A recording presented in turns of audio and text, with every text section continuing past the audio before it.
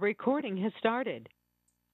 Okay, welcome everybody to the Monday, June 20th committee meetings of the RTM, Fairfield, Connecticut. Today we'll stand first, do the pledge, and also recognize Juneteenth today. Although there was work for many of us in school, but we'll still recognize it here today. I pledge allegiance to the flag of the United States of America and to the republic for which it stands, one nation, under God, indivisible, with liberty and justice for all. Okay, everybody, thank you. All right, let's hop right in we have an announcement, Representative Iacono. Yes, we do. Thank you, Mr. Moderator. I would like to welcome Jim Myers in District 8. He was sworn in this morning. Thank you very much. Jim, are you on with us? I hope so. If he's not on yet, I know he's working on getting on. He confirmed that everything he needed to do. Okay. All right, well, we'll look forward to seeing him here shortly then. Thank you very much. Thank you. We'll start with agenda item number 3, which is the assessor's report. Mr. Murray, I see you're here, so the floor is yours, sir.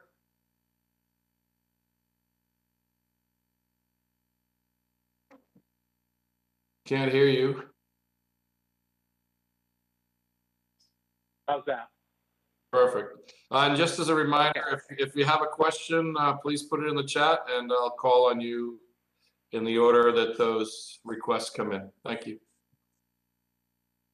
Okay, well, thank you and good evening. You have a copy of the report and the synopsis, and I'll hit some highlights on that and then answer any questions.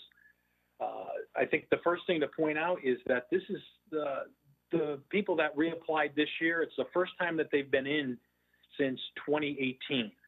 So in 2020, due to an executive order by the governor, they did not have to reapply and they were automatically rolled over and granted whatever benefit level they were at.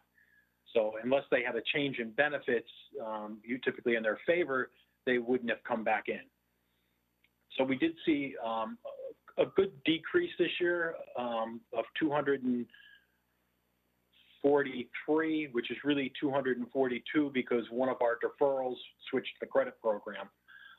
Most of those decreases came from people that were either either were deceased or they sold their property, and that accounted for about 154 of the 241 accounts. We also had 42 that were denied because of excess income or assets, and another 42 that failed to come in. And we think that that failed to come in number is high because it was the first time this group has come in 4 years. With that drop in number of applicants, we've seen a sizable drop in the cost of the program. So last year we were at $4,136,032. And this year we're down to $3,568,178. So it's a drop of almost $600,000. No new deferrals this year. We had one that didn't reapply, and one that switched to credit. So we're down to just 2 people on the deferral program. And again, no one's taking the freeze program at all. Any questions? I'll open up the floor to questions. Representative Vergara. Hi, Jill Vergara for District 7. Hi, Ross. How are you doing? I haven't seen you in a while. Good. Very good. Thank you. Good. So one of the things that really stood out to me when I reviewed the data was that the participation is so low, especially in a historic context. If you look back 14 years, which we have the data for, and even we even know what we had in 1982 when we first established this program, we had 1,326 participants. So this is the lowest point we've ever had in the past 40 years. It's something very noteworthy and concerning. So I did want to point that out, and that we did, there was an attrition of 180 net from last year. I know that you've pointed out some of the irregularities with these past 2 years in with that executive order. People didn't have to come in to reapply. There were several things going on with the pandemic. But at the same time, we were also, one of the things that stands out to me is that we received so few new applicants. So if you compare the new application number from this year and last year compared to what the historic numbers are, it's also really concerning. And I think that that's what's driving a lot of these differences for the participation. And so I wanted to ask you about the outreach. So one of the examples I wanted to give you was, in FY21, we had 235 new applications compared to this year's 65 new applications.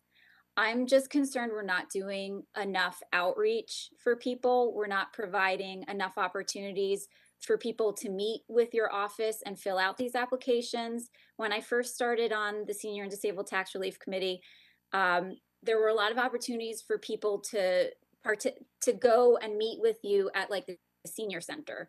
And I've heard over the years, of course, over the pandemic, it was completely different.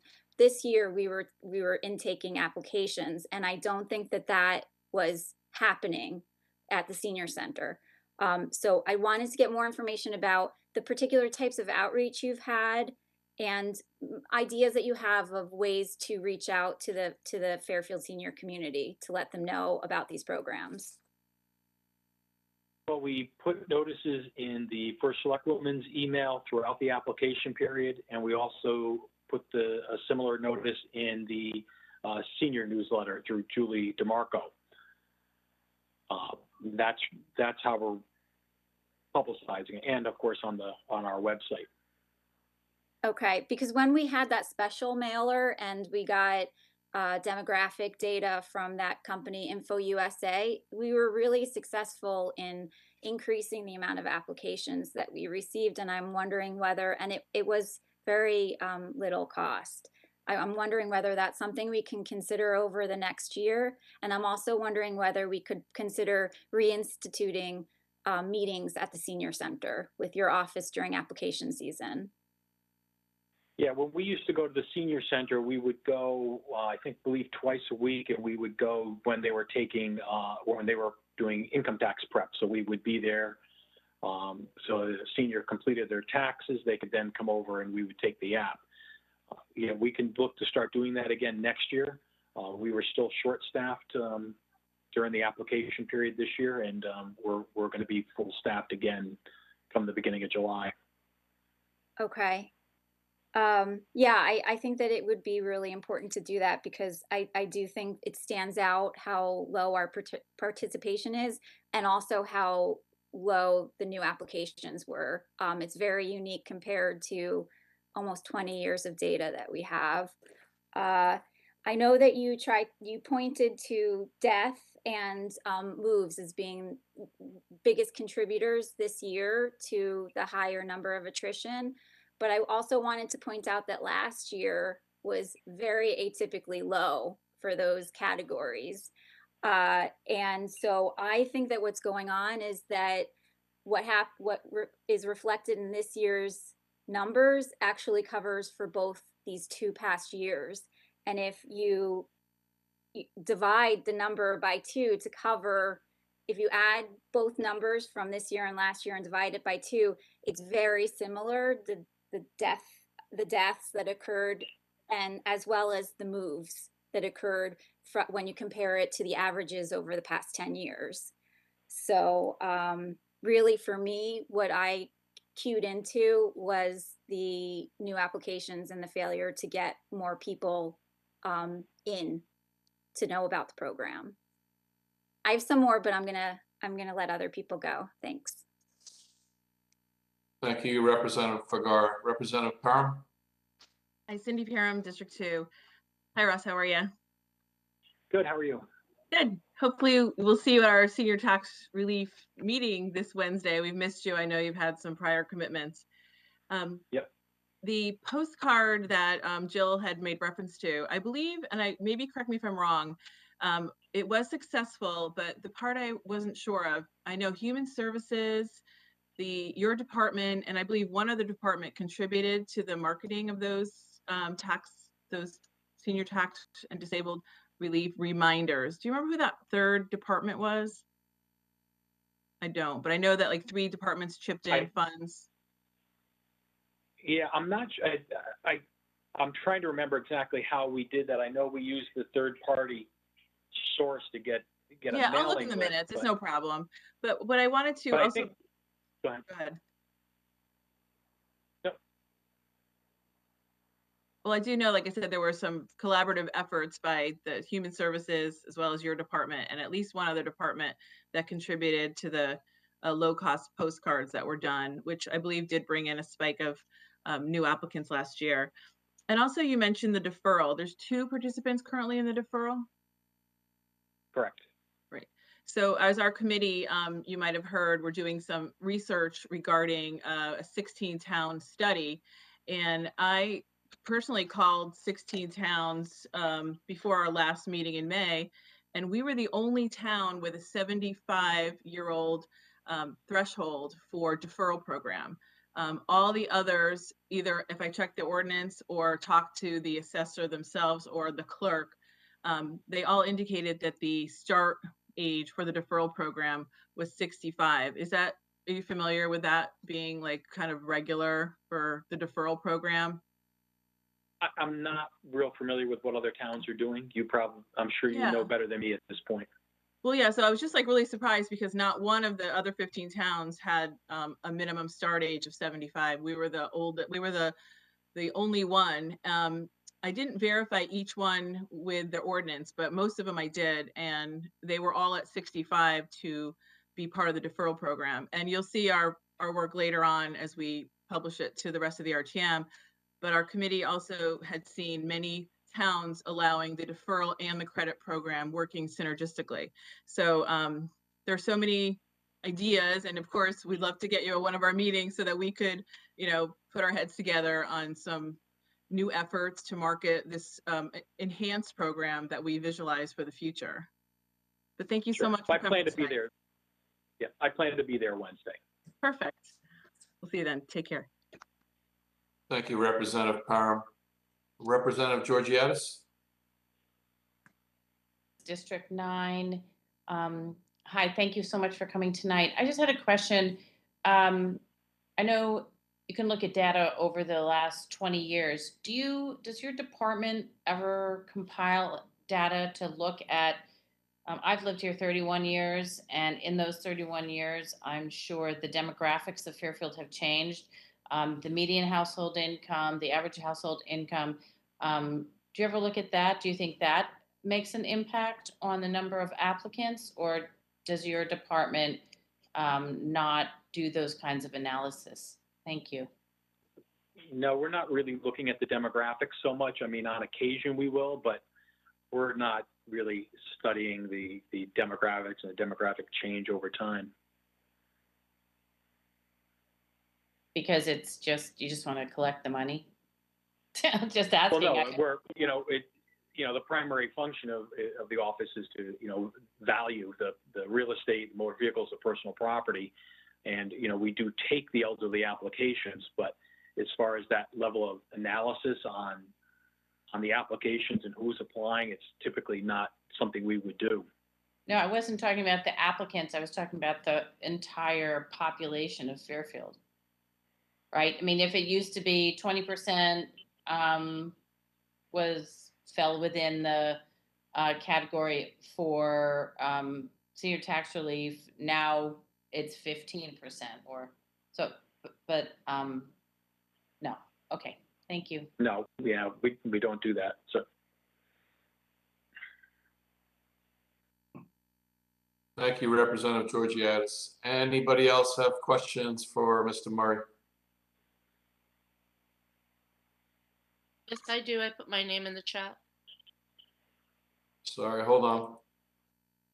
Thank you, Representative Gale. Thank you. Are you calling on me? Yes? Okay, Hannah Gale, District 6. Thank you, Mr. Moderator. Through you to Mr. Murray. Mr. Murray, I happen to work in New Haven, and I have quite a few elderly patients who are dealing with raises in the rents there, significant raises in rents in apartments that they've always lived in that are now running more than double what they're used to paying. And I'm wondering if you're seeing any of these pressures from the rent increases affecting this program. What I don't understand is if there's more issues with not being able to leave your house because rent is so high, why are there fewer people participating in these programs? Well, first off, this program is not affected by rent because these are all homeowners. There's a separate program for the renters that we're actually taking applications for that now through, I believe it's September 15th. No, so they're two separate programs. So these aren't rent. Yeah. No, I was meaning it simply that it's a factor in why people need to stay in their homes because it's so much more expensive to rent nowadays. So there is more pressure coming from the general economic reality for people to want to stay in their homes. And so I'm wondering how that could be true and have it be that we are seeing so fewer people and no one for the deferments. In your opinion, like what is going on? Do we have a problem with the bills as written? I'm not sure I'm quite following where you're looking to go with this, but we've had, we've seen a lot of the seniors selling their houses in order to, I would assume, take advantage of the upswing in the market. Where they're going, we just don't know. Once they move, they're out. So that's happening. We can see that. We track the sales, so we know when a house sells. Okay. So you saw that I'm sure there's impact people's decisions, but you haven't seen high rents impact it. Maybe that's a newer phenomenon, and you haven't really seen that affect things yet. And I don't know if we would necessarily have privy to that knowledge, whether we don't know what their motivating decisions are when they sell a house or when they don't sell a house. We just don't know that information. Okay. And the issue of why there are so few deferrals, is that only related to age, in your opinion, or there are other reasons that you hear from people why they're not choosing deferrals? I think it's similar to the why people don't select the freeze program is that the credit is a generous program, and they can do just as well or almost as well on the credit, and there's no repayment. My experience with the deferral is a lot of people don't like the repayment aspect of it or the fact that there's a lien placed on their property. Okay. So that is a deterrent to some people. And from your purview, your point of view as tax collector, with the concern of the greater good of the town, in your opinion, would it be better to have more deferrals just as from the financial point of view of the town to be able to recoup that money? Might that not be a better idea as a general principle? Yeah, well, first off, I'm the assessor, not the collector. Right, that's true. Sorry. Okay. No problem. Yeah, from a town point of view, deferrals are they're good. You have they do get repaid. I was a collector when I first started in the municipal world, and I did see problems collecting the deferral because they get so old, and sometimes the transfers aren't clean. Sometimes they go to a family member, and the family member has difficulty repaying that. So it's not always clean. Of course, if the property sells it to a third party, it's clear, it's collected. But sir, did you not help legislation be passed that clarified some of that for us? Yeah, Dave Kozlowski, our collector, and had requested that. So there is some some definition in how long after the person passes or is no longer living in the home that he will collect that. So there's some definition on that now. Yeah, and then those changes were made to the code. Yes. Okay, thank you very much. And do you think that there should be additional ones made to clarify these issues that you're bringing up? Well, that's really, I would let Dave speak to that. That's really a collection issue. So if he's seeing trouble there, he could certainly, request that to get changed as needed. Okay, all right, thank you very much. I appreciate your answering all my questions. Thank you. Thank you, Representative Gale. Representative Gerber? Yeah, hi, Ross. Bill Gerber, District 2. Quick question. The old income ranges that, that were updated, was it a year and a half ago or something? I've lost track of time. Do you have an analysis of what the cost differential would be between the two plans, the old one and the new one? It's a little, at the time there was a lot of speculation as to what the new ranges would do to the cost. So it'd be interesting to know what they actually have done so far. Yeah, I don't know how I would do that. I'm trying to think that, I'd have to take the current population and I guess apply the prior figures to see what the change is. One of the problems we always have in estimating this is you don't always know what the effect is going to be. So I suppose I could take that population and apply the prior percentages and limits and see what the cost is. Do you have it set up in a spreadsheet? Obviously, I don't want to create a ton of work, but since what's such a long ongoing process and a lot of debate about the ranges, I think we kind of need to understand the sensitivity. There was a lot of discussion about the sensitivity. How sensitive, will this program be to the ranges, and so to not have that, it might make it harder to sort of, do analysis next time, make assumptions next time it's updated. Right. Yeah, it's not set up in a spreadsheet. It's much too complicated a calculation. Right. So it is in our software that the calculation is made. Because you're looking at percent, not just a percent and a dollar cap. You're also looking at whether they're hitting the 25% minimum. You have to take into account the state program and the effect on that towards the percentages. So there's a bit of calculation that goes on.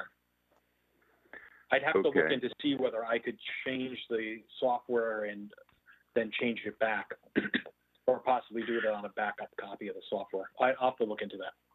Okay, well, thank you. Yeah, it seems like a worthy exercise to have it, because we'll probably be updating it every so often, and to be able to look back and say, we see these drivers. We can start to identify certain drivers of what drives the program cost.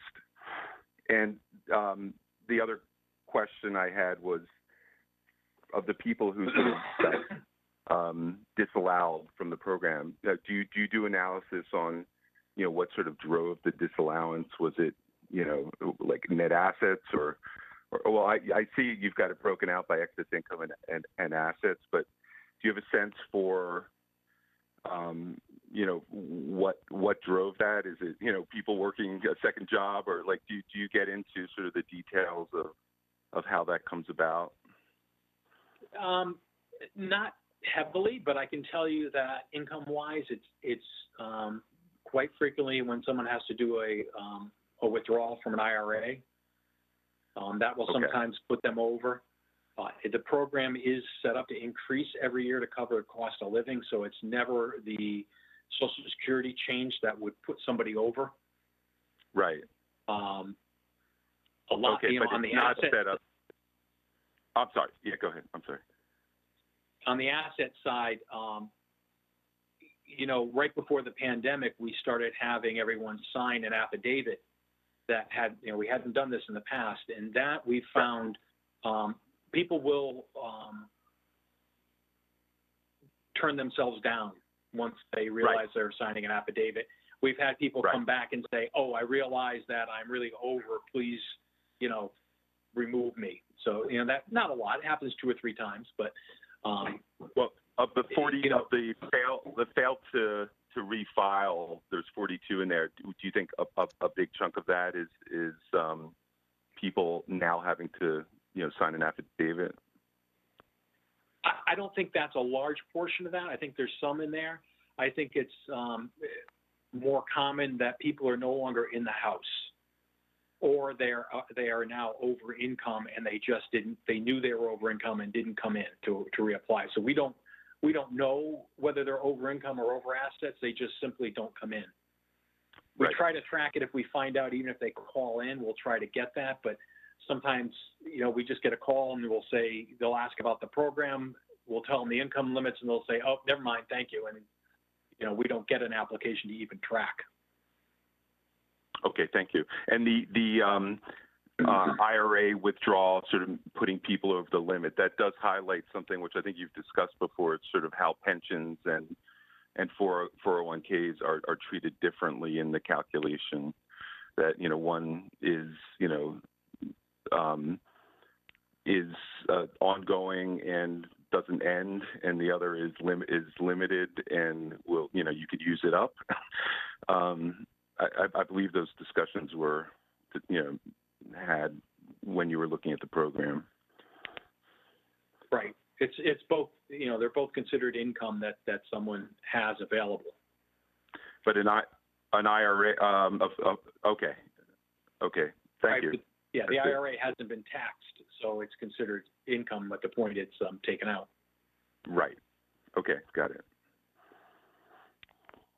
Thank you. Thank you, Representative Gerber.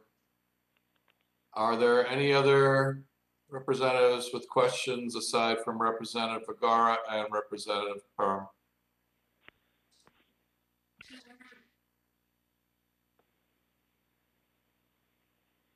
Okay, Representative Vergara, you have a point of information. I think that was answered in the chat there, maybe, but It was a question.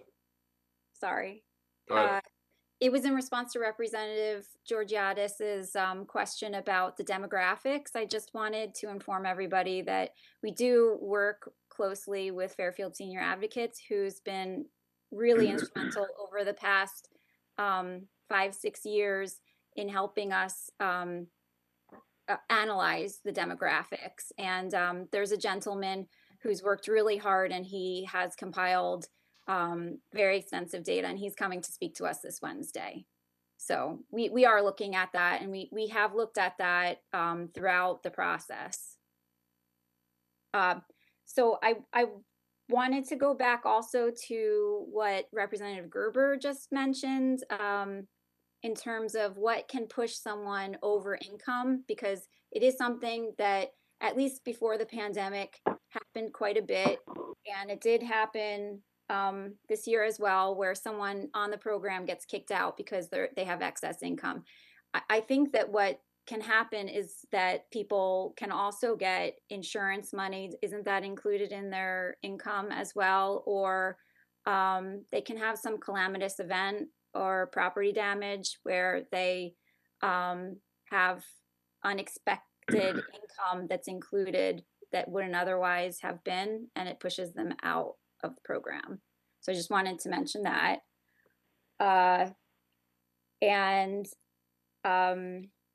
You had said that the program is almost 600,000 less than you had anticipated. So we budgeted this year 4.078 million in revenue loss for these programs. And what happens to that excess? What happens to that 600,000? Does it go to the general fund? Are you asking Neja? Yes. Yeah, I mean, that's a finance question, not something I can answer. Okay, I'll write that as a question to Jared. Hi, I'm on. Can you hear me? Hi, Jared.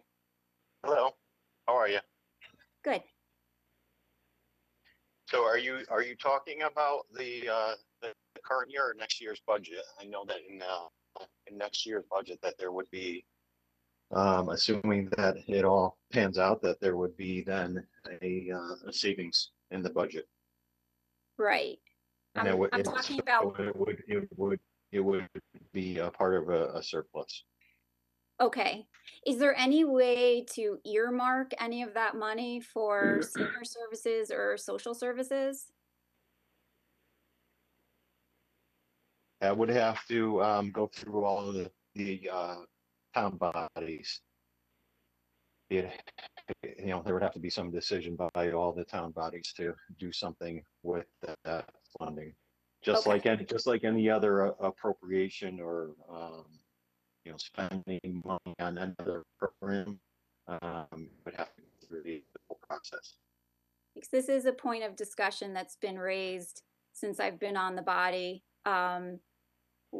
where people are, this is money that was intended to go to help seniors and the disabled. And so having it revert to surplus has been a point of contention for people, and it would be great to be able to earmark it especially for services for seniors and for the disabled.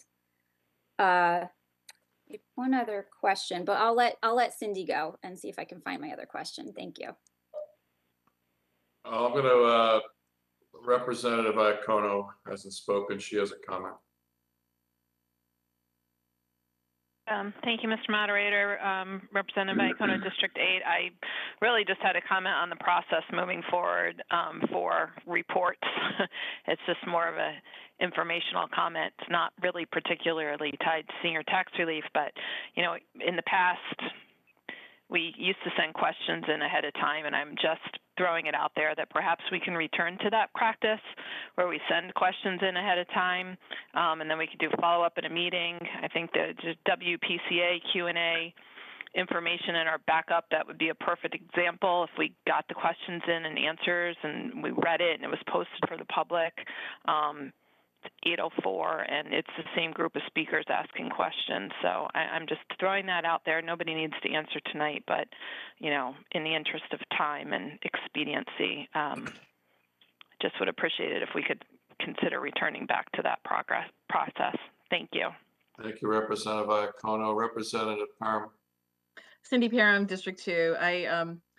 I think this is a perfect forum just for us to share our expertise in the area. So I do think that this is great for the rest of the RTM to hear. You mentioned, Ross, the deferral program is not as advantageous for our citizens like the credit program. And that is true, because when we did our 16-town survey, we found that many towns with similar income limits and the deferral program that we have, like Greenwich and Westport, they will defer 100% of taxes, 75% Westport, Ridgefield 100%, Trumbull 75%. Not only are we the hardest to qualify for age with a 10-year gap between all other towns, but we're one of 3 towns out of the 16 that have a program that will only defer 50% of the tax levied on a property. So that is something also that we need to look at as a body, and we need to look at seriously, because many changes have not been made since 2012 and were enacted in 2013. That is 9 years ago. Everything has changed. And Drew Georgiadis brought up the income, and that really hasn't changed, Drew. It hasn't changed at all, between 2013 and the present time. And we need to bring our program up to speed with these other towns that have income limits as high as $125,000. and are deferring 100% of taxes. And that's why there's no stigma associated with going for deferral, because it's not 50%, it's 75 and 100%. And we need to be here for the seniors. We talk about how important they are to be in our town, and we need to really step up and make the changes that are needed. Thank you. Thank you, Representative Parham. Anybody else?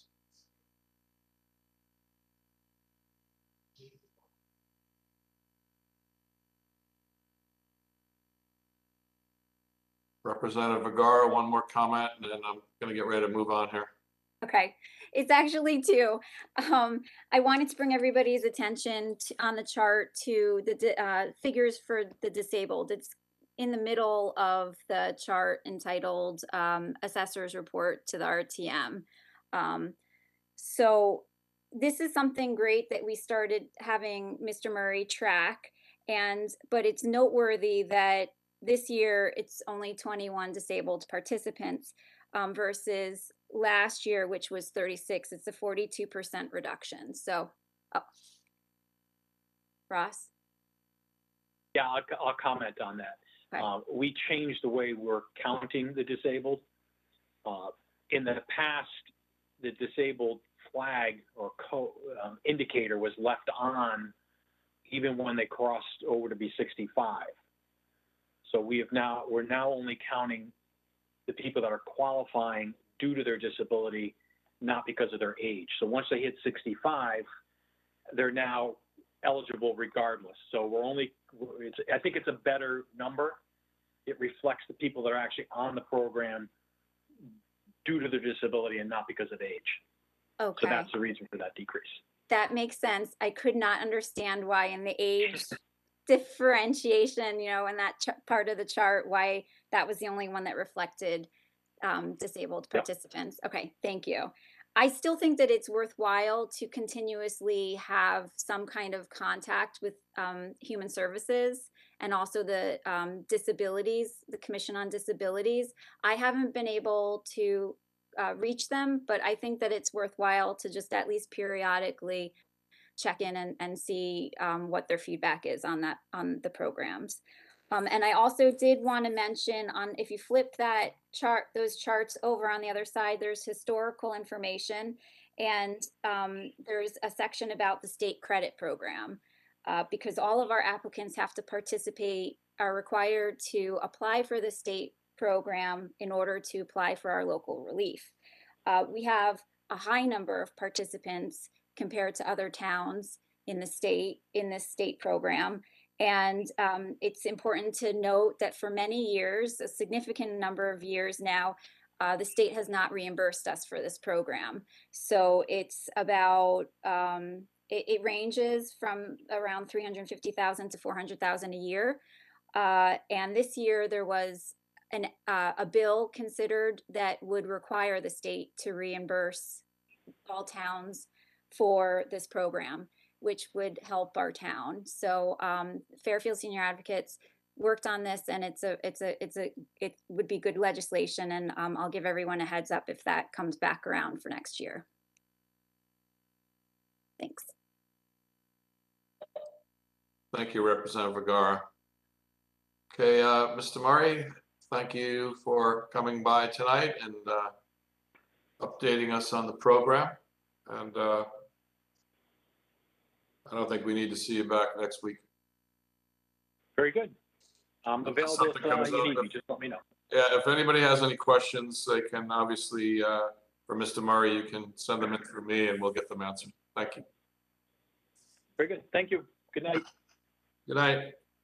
All right. Next up is agenda item number 4, report on the superintendent school search. Chairwoman of the Ed and Rec Committee, Representative Spolier, you have some comments for us? Sure. Marcy Spolier from the Chair of Ed and Rec Committee.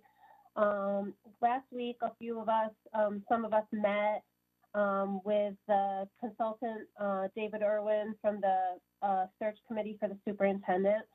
And we were asked a few questions about what was important for a superintendent. They've had several focus groups in the superintendent search, including surveys sent out. They've met with teachers, they've met with students, they've met with other stakeholders to get input. If you didn't get a chance to see any of that or provide any input, I would encourage you to reach out. You can reach out to me. I can provide you with who to contact if you want to provide any of your input regarding that. They will be closing the posting for the superintendent search on the 30th of June. At that time, the Board of Ed will begin to meet. They'll begin to discuss a profile that they want in a superintendent based on the input that was provided from each of the breakout sessions. At that point, they'll look at the all the applicants, and they'll choose a percentage of them to come into the for the first interview. The first interview will take about 2 hours for each applicant. And after that interview, the Board of Ed will decide from that point of on how many applicants to bring in for the second interview. The second interview will be about 4 hours long. And it's a lengthy process. And at that point, shortly after, they'll make a decision. The consulting company helps kind of guide the Board of Finance, but doesn't make any of the decisions. But they're there to kind of just help them because they've done so many searches in the past. And you meant Board of Ed there, not Board of Finance. Board of Ed, not Board of Finance, sorry. And then the Board of Ed will make a decision. Hopefully, we're guessing or aiming for the end of August. And at the end of August, when they make that decision and offer that job to the candidate that was chosen, they anticipate that, you know, that person will have to give notice to whatever school districts they're in. So they will need to probably expect about a 2 or 3 month wait time for that person to fill the position. So it'll probably be looking at the end of December when we actually have a new superintendent in our, you know, in our schools. And in the meantime, we have a temporary superintendent that has served in that position before, in between our last 2 superintendents. So we are in good hands at this point while we conduct the search.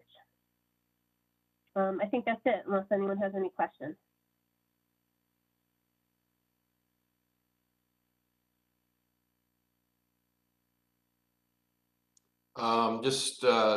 They did speak a little bit about how competitive it is right now, Marcy. You mean how many applicants they have, or how Well, hard how it is? competitive? We're not the only school district looking for a superintendent right now. So Yeah, so it's very competitive in that respect. It's also, you know, pre-pandemic, they were seeing about 40 applicants for a job like this, and currently they're seeing probably for job postings like this about 18 to 20. So the pool has about dropped by about 50%. So that's not necessarily saying we're not going to get a good person because we only need one, but it is competitive. So what we're looking at there as well. thank you. Representative Gerber? Yeah, Marcy, I was just wondering if you'd be able to summarize some of the, you know, some of the input that different people had, or is that confidential?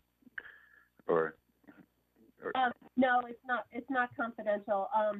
I think that, you know, they asked us a couple of questions. One of the questions is basically what leadership do you look for in a superintendent? You know, perhaps I can tell you the representatives that were in the meeting.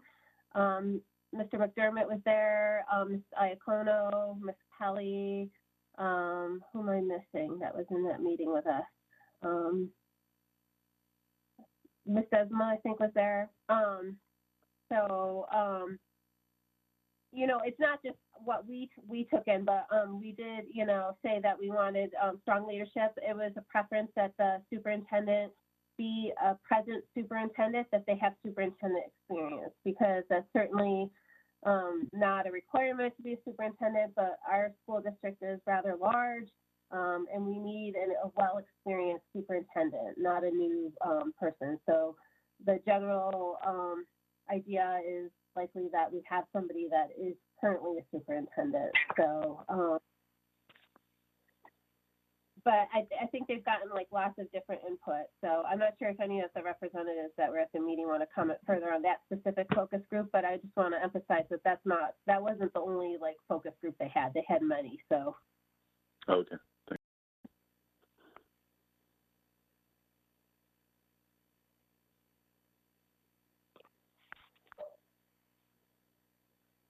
All right.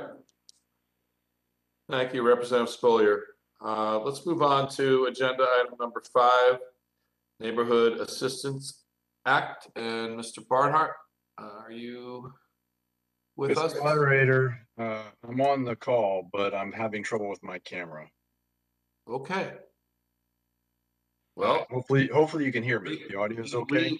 We can hear you, so you can. The floor is yours.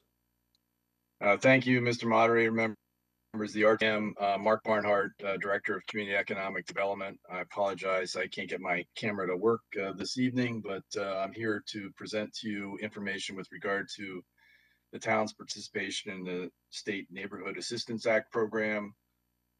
This program has been around for a few years. It's run through the State Department of Revenue Services. It allows businesses to apply for and receive a state tax credit for cash contributions made to nonprofit or other community programs, either run by a nonprofit organization or a municipal agency that is vetted by the local community or sponsored by the local community. So our obligations in this regard are simply to solicit applications if we choose to participate, solicit applications, vet those applications, conduct a public hearing, which we did earlier this evening, and designate a municipal liaison, which traditionally has been through my office. So we did receive 4 organizations did apply this year for 6 activities. Some submitted multiple applications, which they can do. There are no town funds involved in the program. These organizations have previously applied for approval under this program in the past. Happy to entertain questions that you have. Our time frame here is really to complete our review and submit the applications for to the Department of Revenue Services by July 1st. So happy to answer any questions that members may have at this time. Thank you, Mr. Barnhart. Any questions from the body? Don't see any in the chat currently. Give it a couple of minutes, seconds.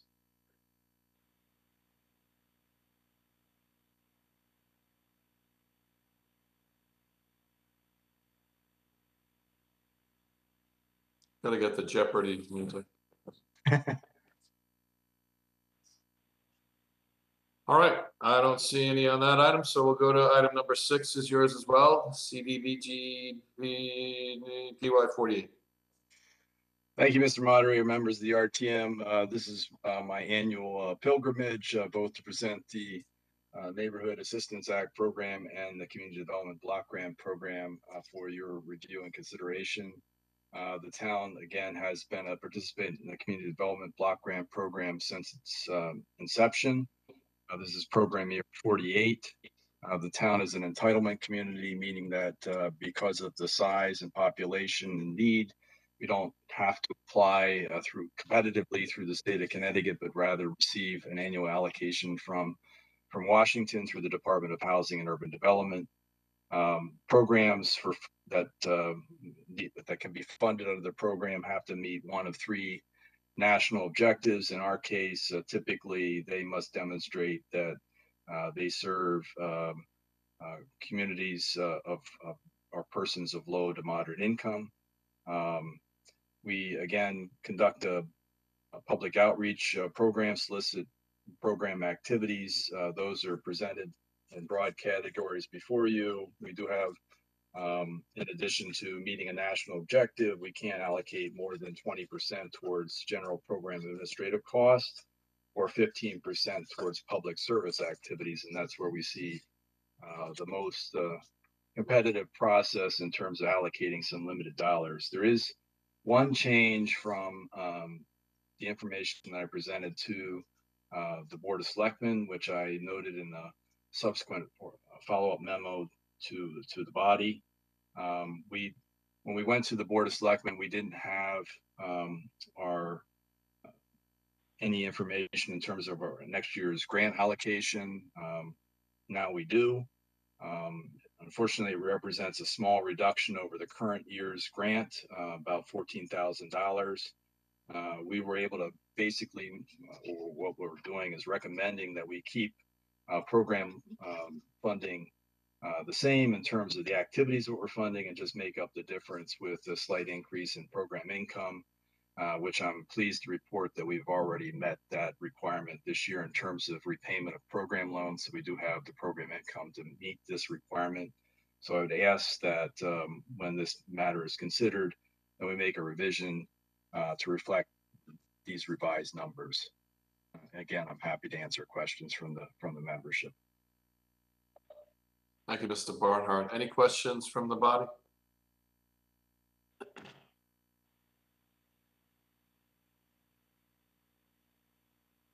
Representative Pistilli.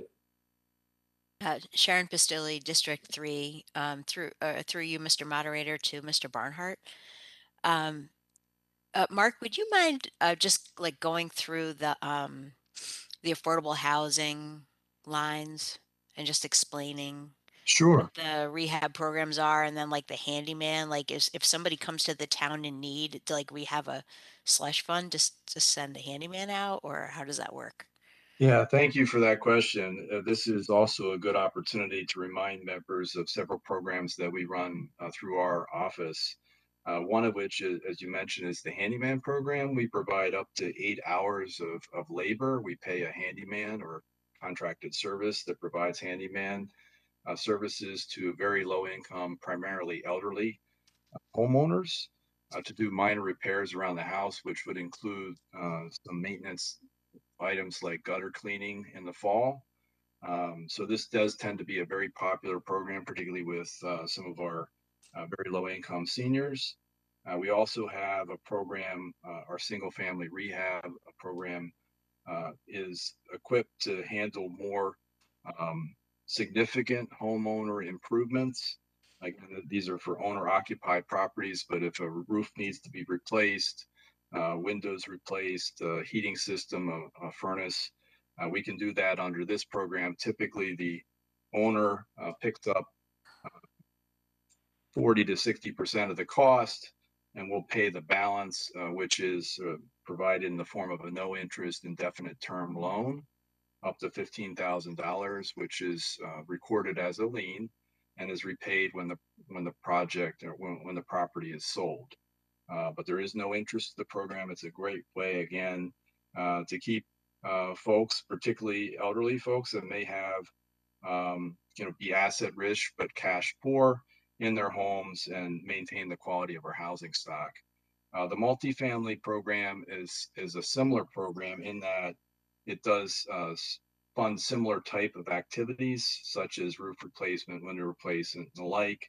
But these are for investor-owned properties, and basically in exchange for the funding assistance, we require the landlord to enter into a restrictive covenant with us to keep the rents at an affordable rent rate for the term of the program, depending on the amount of money that we put into the project. So all three are great ways in which we can help maintain the quality of our housing stock, keep particularly elderly folks safely housed, and help defray some of the costs of maintaining their homes. And how do we communicate about the availability of these programs? Well, usually we go through a couple times a year. We make trips down to the senior center. The person who runs the program is Sonia Hine. We'll do presentations there. We've also put ads in the paper or through the newsletter, as well as through the senior equivalent of the senior center's newsletter as well. And just generally word of mouth. So anything we can do to get the word out to folks that these programs are available, we certainly appreciate your help in doing that. Great, thank you. Thank you. Thank you, Representative Pistilli. Representative Georgiadis.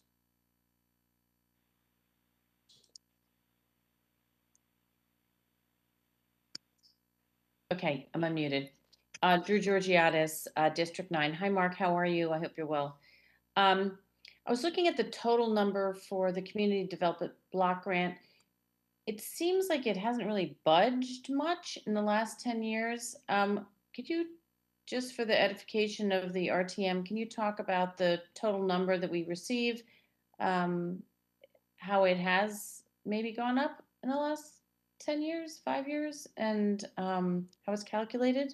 And we can always use more money. Well, you had me until the point where you asked me to help explain how it's calculated. It's a little bit of a mystery to me as well. Okay. It's part of the appropriation process in Washington. There is a formula, but honestly, I can't really pretend to be able to explain the formula I don't understand it myself, so I can't explain it to another group. But in terms of the overall trend line, yes, it's stayed relatively stable the last few years. We had been seeing a while back increases in the amount of funding, and then we saw some declines. But it has been relatively stable the last few years.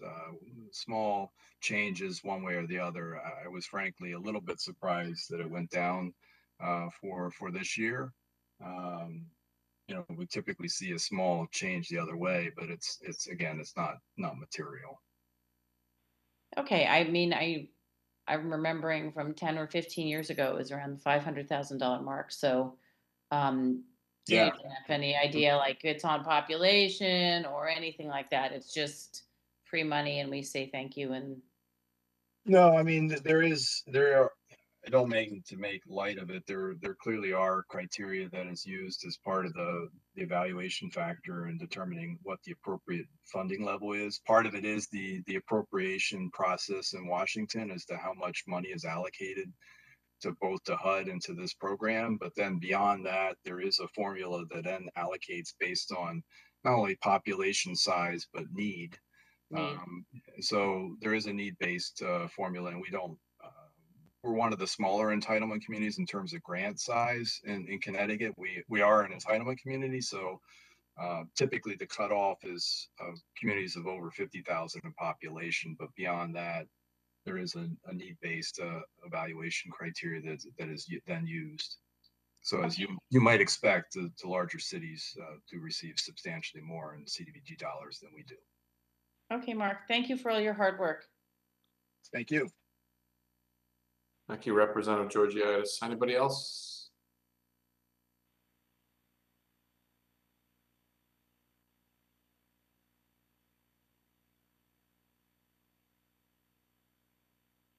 Okay, I think you're free to go, Mr. Barnhart.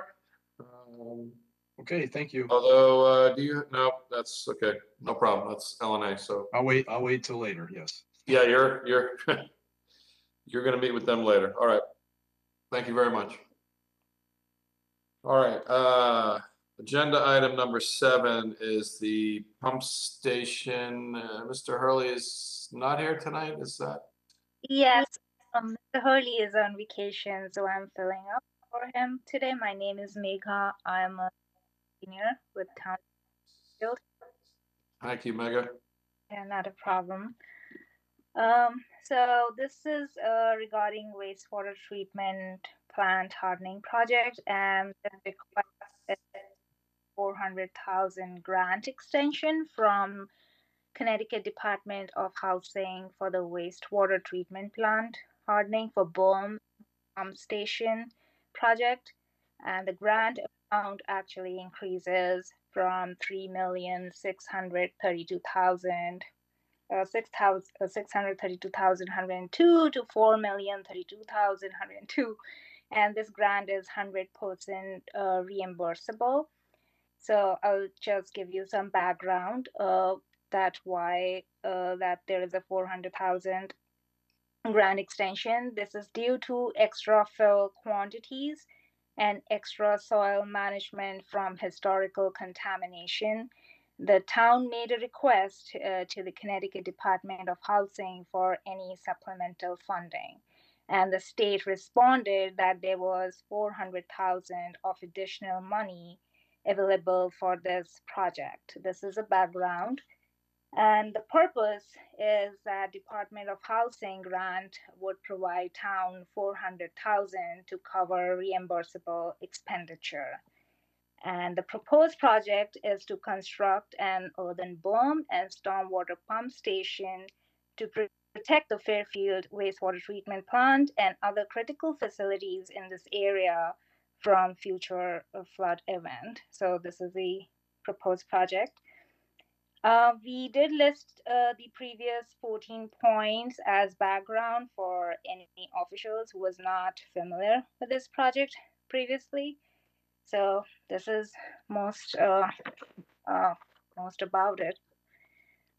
So any questions you would like to have, I can answer. Okay, thank you. Let's see. Just want to make sure I add a little. Was it Representative Gerber first here?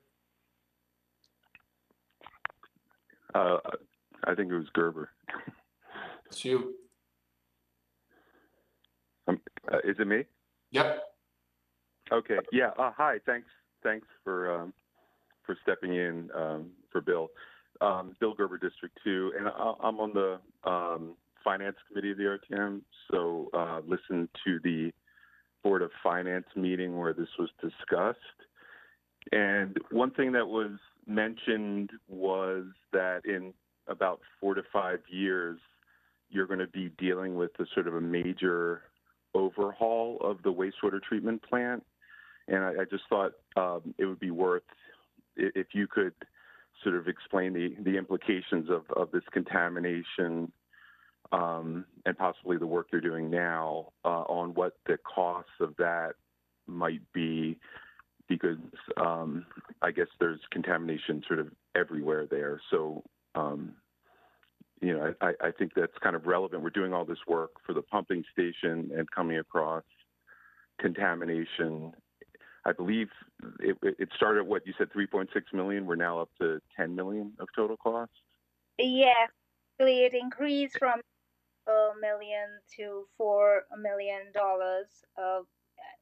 You're aware that this project is ongoing. The cleanup is all going right now, and we are actually going to close out that phase of the project in next few months. Are you aware of that? That is currently going on. Yes. But Okay. I think I heard total project cost expected now to be $10 million. Yes, exactly, approximately around that figure. But the other thing that came up at the Board of Finance meeting was, what I didn't really understand was, all this work is being done now, but there's going to be a major overhaul of the wastewater treatment plant in 4 to 5 years. So will this have to be redone, or? That question is, I would also ask, is John Bodie here? He is. Yep, I'm here. John, are you aware of this overhaul? Yeah, well, the plant upgrade is coming down the pike in 4 to 5, 6 years. Yes, this pump station wouldn't have to be redone. This is part of the hardening project, and this is going to stand alone and be good for the next 20 years. But the waste, but the contamination that you're coming across, it sounded like Bill thought there was a high probability. Bill Hurley thought there was a high probability that that's going to also impact the overhaul. It probably is. There's yes, correct. Okay.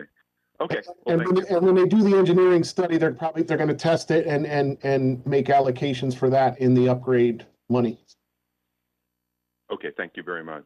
You're I welcome. just wanted the RTM to be aware of that because, you know, being on the Finance Committee, I listened to it. I think everyone should be aware that there's probably this. I think one member of the Board of Finance mentioned, you know, given what you're seeing during this project, you know, the contingency for the next project needs to be probably a lot larger than it normally would be. Thank you, Representative Gerber. Representative Vergara? Hi, Jill Vergara for District 7. I think you may have answered my question when you said that you're closing out this phase of the project, because I read in the background material that this grant money is conditional on there's an expiration date. So we have an extension for the hardening project only through September 30th of this year. And I just wanted to make sure that we were going to be able to meet that deadline. Yes, because they're just going to close out in next few months. I think the survey, as-built survey, is going to start next week. We also finished pump station testings are all done. Only some soil stabilization, site cleanup, some capping, concrete cappings on sheet piles. They're very minor stuff that we are left with. So we are expecting this to be finished before that.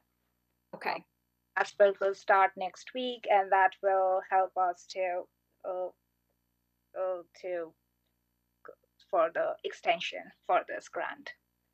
That's why we are hurrying up on survey. Thank you. Thanks so much. Thanks. Thank you, Representative Vergara. Any other questions?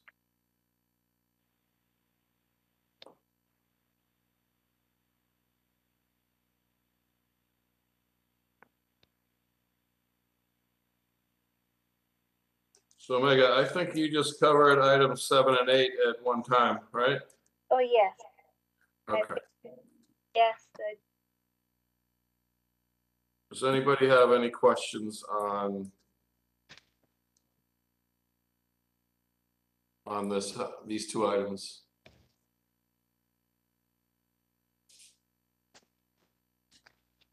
All right, seeing none, if there are any other questions, please send them through me and we'll get them to the engineering department. And Megha, I'm sorry, how do you pronounce your last name? Is it Jane?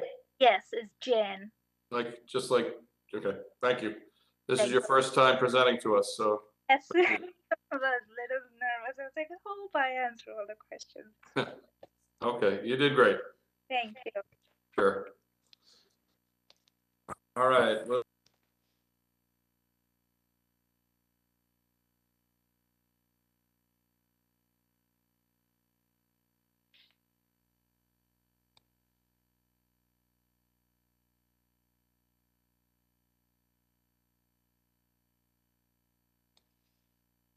Mr. Moderator?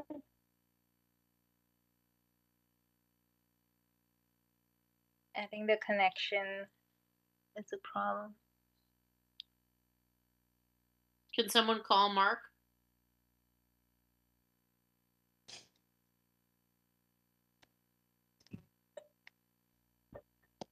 I'll try him. Thanks.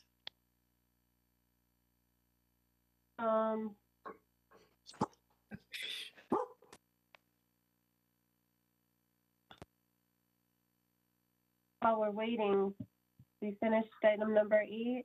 Does anyone else have any other questions?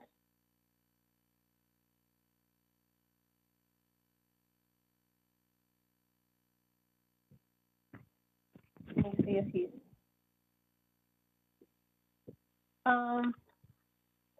While we're waiting, I'm going to move on to item number 9. If anyone has any questions on them. Sorry, I lost Great, my internet. thank you. I apologize. Did Mr. Cleary start without us or me? I did not. No, we didn't get that. Sorry. Go ahead. So I have on the agenda tonight 2 grants that we are in the process of applying for.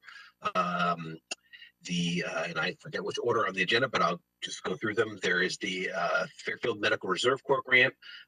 We had a young staff member, Kim Nguyen,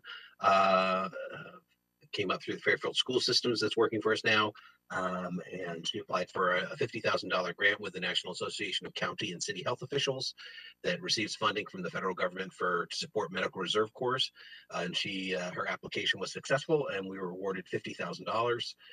So this is to essentially conduct a recruitment campaign coming up this fall and into the early winter, recruit members, then train them, and then have them participate in drills and exercises as we go forward. It's a 6-month grant till the end of the year. The second grant that I have before you is the Epidemiology and Laboratory Capacity Grant. from federal government through the state of Connecticut. And again, it's $252,000, and this will support 3 staff members to take on the continuing COVID-19 response efforts, everything from case investigation to community education to promoting vaccination and continued data needs, and a series of other deliverables that are specified in the contract that we'll have with the state. So I'll keep it brief and entertain any questions if you might have, Mr. Moderator. Thank you again for having me. Thank you.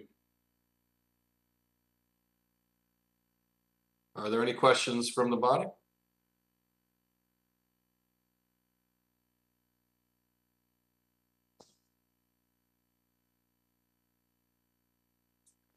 It's not looking like it. My feelings aren't hurt. I'm sure they're not. I don't think anybody has any issue taking grant money, but okay. Thank you very much. Thank you. We will move on to Mr. Schmidt. You're not late tonight. You got past your other 2 meetings and you're here with us. So item number 11 on the agenda, bond refunding. Hello, thank you. I'm not late, no. So this is a proposal to authorize the refunding of bond issues from 2012 and 2014. The total amount is $15 million in refunding. We are operating using the guidance and recommendations from the GFOA, Government Finance Officers Association. And what they recommend is that it's a good time to refund if you can achieve net present value savings that are equal to about 3% of the total bonds that we're refunding. And so what this means to us, if it's about $15 million that we'd be looking to refund, if we can achieve savings of $450,000, then it's worthwhile. And so the market's been kind of up and down, especially recently, where rates have gone up. And at this time, it would be very difficult to refund, but the market it's been a little bit volatile, and if we see that rates are coming down, then the situation is a good one for us, that we would move forward and do this refunding to achieve that kind of savings. It's not a hard number, the 450,000 in savings. If it's something less, it may still be worth it depending on the situation. But that's sort of a rule of thumb. So that's what we're looking for. We're looking for the authorization, and if it turns out that the market doesn't turn around in favor of us doing this refunding, then we just won't do it.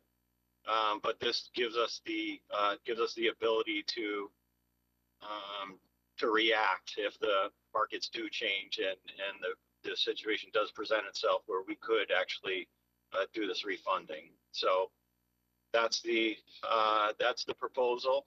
If there are any questions, be happy to help answer those. Sure, thank you, Jared. Was this approved by the BOF this evening? It was approved by both boards, the Board of Selectmen and the Board of Finance this evening. Unanimously? Unanimously, yes, in both. Thank you. Representative Bateson, sorry. Thank you, Mr. Moderator. Ed Bateson, District 1. Jared, quick question. I imagine this made it on the agenda last week, and the markets are changing daily. Is this even still relevant after what happened last week? Right. So and that's kind of what I meant when I was talking about the volatility. When we first started talking about this and talking to financial advisor about this. It was a good time, to your point. That was 2 or 3 weeks ago, and it may have been a possibility then. Now, with rates having gone up, especially over the last week or two, it's not looking great for us. But again, things do change quickly, and we'd like to have the ability to react if it does head the other direction. I'm all about granting the authorization for you guys to go ahead with this. I know we've done this several times over the years. When do we start spending money on this? Once we get it, you know what I mean? When do we start incurring costs with prospectus and all this stuff? That doesn't come about until we're actually ready to go to market and we know that we have a market for the bonds. So the good, one of the reason that it came up now is because we are issuing the new money, actually going to issue on Wednesday, and a lot of the work that's been done in preparation for that is applicable to this, and will remain applicable to this for a good 90 days or so. So that if we do decide to move forward with this in the next 90 days, we will be able to take advantage and leverage some of the work that has been done, so that we don't have to do this as a separate deal and incur all the related issuance costs. So for example, the official statement that was prepared, that there's a lot of time put into that. And so we can still use that. Whereas if if this were to happen, outside of the 90-day period or so, then we may incur some additional costs. That's not to say that we wouldn't be able to go forward with refunding, but it's just something that we would have to take into account again. But it would be, it's a better situation if we can do this within the next 90 days. Who are the principal parties we're using for this? Is it Pullman Comley? Who are we using? Yes, Pullman Comley is the bond counsel, and our financial advisor, Phoenix Advisors, Matt Spurndell. Okay, and those are the parties we've been using in the past, right? Yeah. Okay, thank you. I'm all good. You're welcome. Thank you, Representative Basin. Representative Gerber.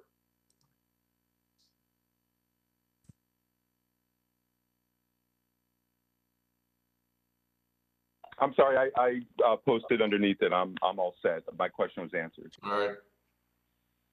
Sorry, my chat box is very small tonight. Representative Vergara. Jill Vergara for District 7. Hi. I wanted to see if you had a date for when these became available for refunding. Like, when exactly did they become available to refund? Sure. So we, there was a question about why didn't we do this last year when rates were lower? And so the reason for that is because they weren't callable. And these particular issuances are callable July and September, I believe, of this year. And so that's the reason that it wasn't done in the past, and why we would be able to do that now. Okay, so this is prospective. They would be eligible in July and September. Yes. Okay, thank you.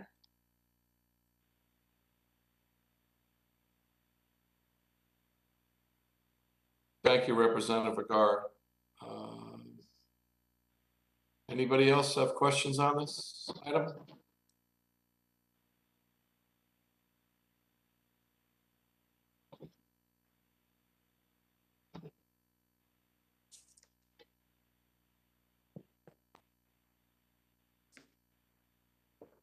All right, Jared, I think you're done for this evening. All right. Thank you. Thank you. Have a good night. You too. Okay, so supplemental warning, item number 1, WPCA Beach Pump Station. John Bodie, Yes, I'm here. all yours. Good evening, everyone. Thank you for having me.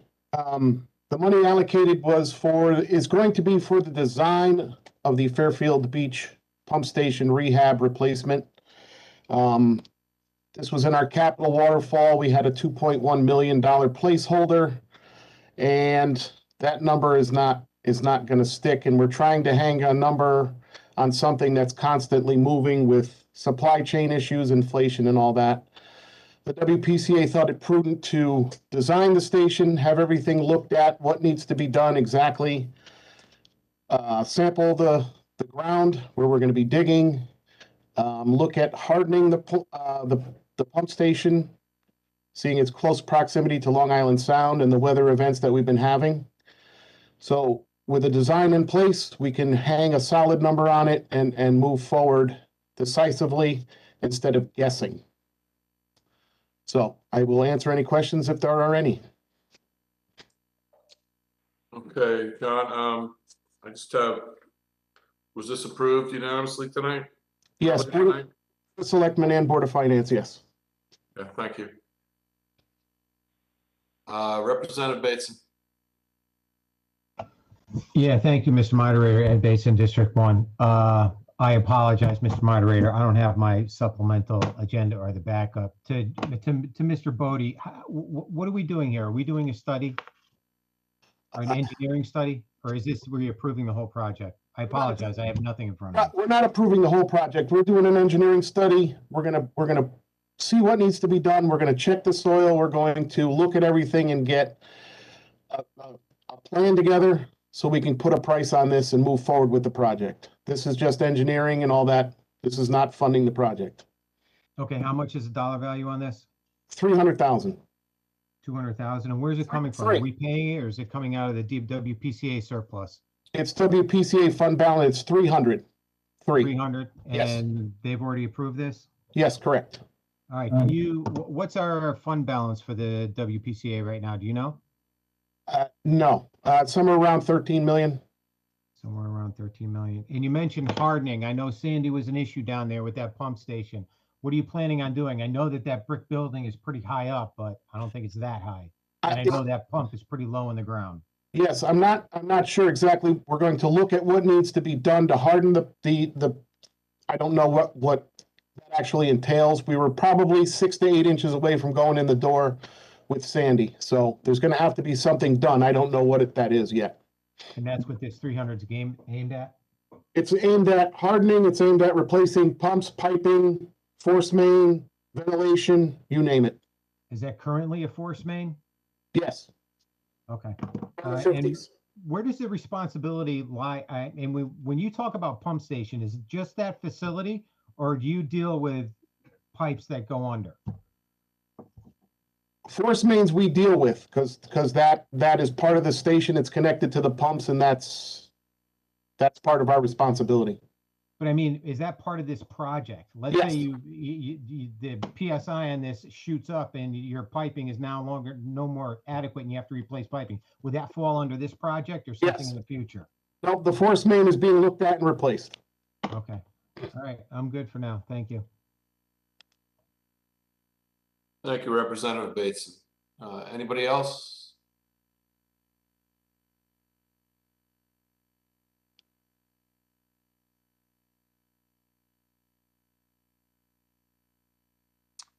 Okay, Mr. Bodie, you're all done for today.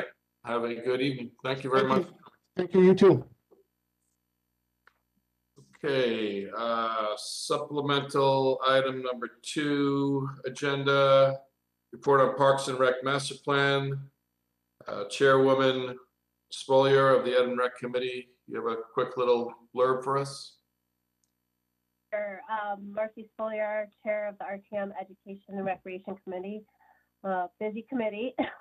One of the things that's happening right now is the Parks and Rec Master Plan is nearing its completion. There is a public workshop on the 30th. At that time, they're going to be discussing the 15 concept plans that they've developed. I asked reached out, and hopefully they'll be posting those 15 concept plans on the webpage this week, so that we will know what those 15 sites are that were chosen to get the more detailed plans. After they post them on the website and also have the workshop, they will have a period for public comment where you can comment on those 15 concepts. And that's it. But I would encourage everyone to have their constituents, attend these meetings.